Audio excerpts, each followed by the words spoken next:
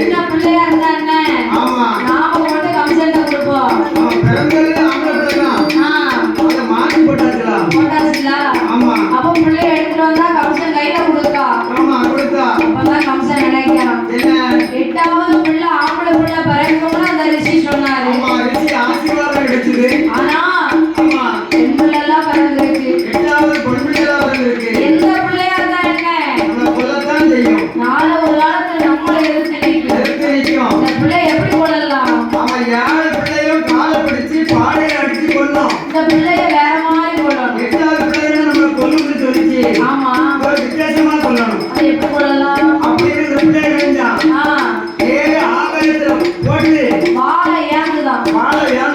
ஆமா ஆகாயத்துல போட்ட பிள்ளை அப்படியே ஆகாயத்திலே நின்று அப்படியே நின்று ஏ கம்சராஜா என்னடா நீ கொல்ல போற?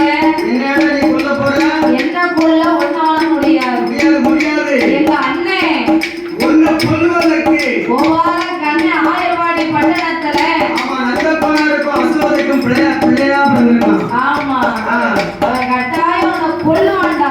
அவன் 8 வயசுல அவன் திட்டவட்டமா கொல்லுவான். அப்படின்னு சொல்லிட்டு ஆகாயமாக சென்று ஆகாயமாக பறந்து கன்னியாகுமரியிலே கண்ணன் பிறந்தார் என்று சொல்லி ஆமா ஆயர்வாடி பட்டணத்தில் உள்ள மக்கள் எல்லாம் ஒரே ஆட்டம் பாட்டம் தான். ஆமா நான் பார்த்தா என்ன நல்ல கோணம். என்ன நம்மளுக்கு ஒரு ஆம்பளை பிள்ளை பிறந்திருக்க பிள்ளைலாம் 2 நாளைக்கு பின்னால பிறந்திருக்காங்க. அப்படி என்று சொல்லி ஆமா